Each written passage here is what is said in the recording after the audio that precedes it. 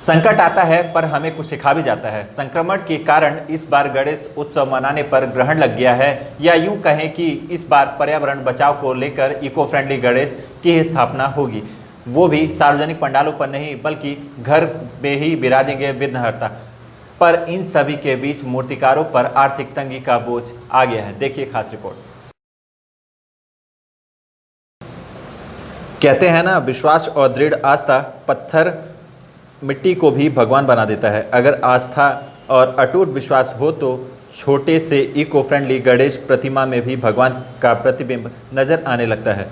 भगवान गणेश की बड़ी बड़ी प्रतिमाओं की जगह इस बार छोटी छोटी प्रतिमाओं ने जगह ले ली है, जिसके चलते विघ्नहर्ता को आकार देने वाले मूर्तिकारों को अब आर्थिक तंगी की मार झेलनी पड़ रही है। लोग बताते हैं कि कई वर्षों से देवास में वे गणेश प्रतिमा का निर्माण करते आ रहे हैं। उनके हाथ से बनी प्रतिमा दूर दूर तक ऑर्डर पर बनाई जाती है, पर इस बार दूर दूर से आए कलाकारों को निराश होकर जाना पड़ रहा है। ऐसे ही अकेले मूर्तिकार नहीं हैं, बल्कि इस व्यवसाय से जुड़े सैकड़ों परिवार पर आर्थिक तंगी से गुजरना पड़ रहा है। वहीं ढोली जो गणेश भगवान की प्रतिमा को ढोल बजाकर स्वागत करते हैं, आज ढोली भी निराश हैं और आस लगाकर बप्पा के भक्तों का बेसब्री से इंतजार कर रहे हैं। शासन ने इस बार गणेश पंडाल लगाने से मना कर दिया है। छोटी प्रतिमाओं को घर पर विराजमान करने की अनुमति दी गई है। कारण जो भी रहा हो, पर इस बार गणेश उत्सव पर्यावरण बचाने की इस बार गणेश उत्सव पर्यावरण को बचाने में सहायक सिद्ध होगा। इतना तो तय है कि इस वर्ष विघ्नहर्ता की छोटी छोटी और मिट्टी से बनी मूर्तियां पर्यावरण को काफ़ी फायदा पहुंचाएगी। पर रही बात मूर्तिकारों की, तो आर्थिक तंगी से गुजरने की तो सरकार के साथ साथ हम सब की जिम्मेदारी भी बनती है कि मूर्तिकारों को आर्थिक तंगी से कैसे उभारा जाए।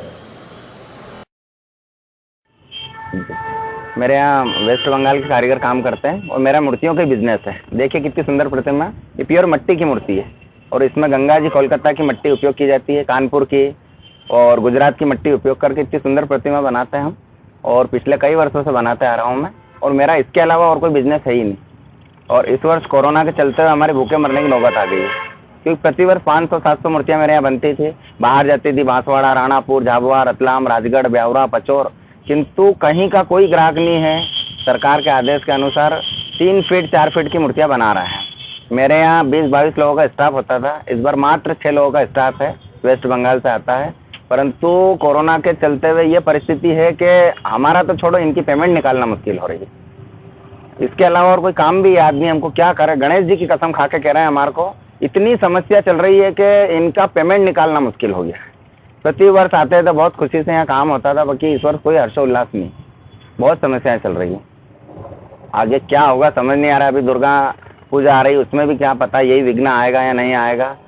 अभी तो ये तो विघ्नहर्ता है, इनकी स्थापना से तो सारा कोरोना का कष्ट सारा यही हर लेते हैं, क्योंकि इनका नाम ही विघ्नहर्ता है। परंतु सर बहुत समस्या आ रही है इस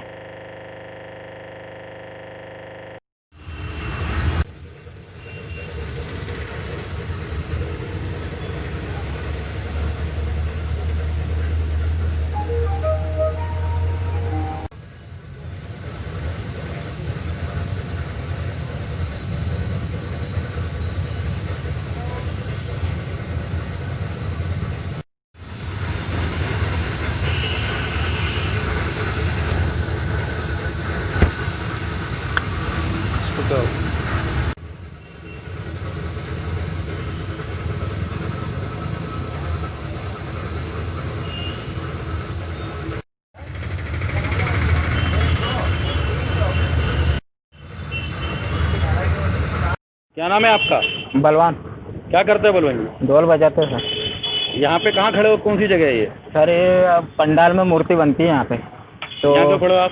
ढोल बजाते हैं हम, यहाँ तक छोड़ते हैं, पैसे में देते हैं हमको। तो कोरोना के कारण हमारा ढोल भी बंद है, मैं भूखे मरने की स्थिति में हो गए सर। और इसके कारण कुछ पैसे भी नहीं मिल रहे, ना मूर्ति जा रही, मूर्ति जाती तो हमको पैसे मिलते। इस कारण हम यहाँ खड़े हैं बाबूजी ढोल। नाम है आपका? योगेश गुप्ता नाम है मेरा। मैं यहाँ पर गणेश जी की प्रतिमा देखने के लिए, पसंद करने के लिए आया था। मैंने इस बार देखा कि जो बड़ी बड़ी विशाल प्रतिमाएं होने के बजाय छोटी छोटी और आकर्षक सुंदर प्रतिमाएं हैं, ये हमारे लिए बहुत अच्छी और बहुत मंगलमय है। जिस प्रकार से बड़ी बड़ी प्रतिमाएं तालाब को, पर्यावरण को प्रदूषित करती है, उससे आकर्षक ये छोटी प्रतिमाएं जो मिट्टी में आसानी से गल जाएगी, वो पर्यावरण को प्रदूषित नहीं करेगी। जिस प्रकार से कोरोना से लोग डर रहे हैं, सहम रहे हैं, उस प्रकार कोरोना से हमको सीखने को भी मिला है कि किस प्रकार पर्यावरण से खिलवाड़ हमको नहीं करना चाहिए, पर्यावरण के लिए किस प्रकार की चीज़ लाभदायक रहेगी। अब ये छोटी मूर्तियाँ तालाब को भी गंदा नहीं करेगी, पर्यावरण को भी गंदा नहीं करेगी, वातावरण शुद्ध रहेगा। इससे कोरोना से हमको बहुत कुछ सीखने को भी मिला है।